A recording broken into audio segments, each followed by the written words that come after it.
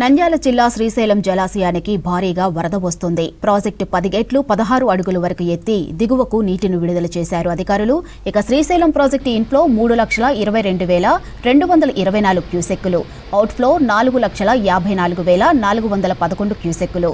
పూర్తిస్థాయి నీటి మట్టం 885 అడుగులు కాగా ప్రస్తుత నీటి మట్టం దాదాపు 883 అడుగులుగా ఉంది. పూర్తిస్థాయి నీటి నిల్వ దాదాపు 215 టీఎంసీలు కాగా ప్రస్తుతం 205 టీఎంసీలుగా ఉంది. కుడి ఎడమగట్టు జల విద్యుత్ కేంద్రాల్లో విద్యుత్ ఉత్పత్తి కొనసాగుతోంది.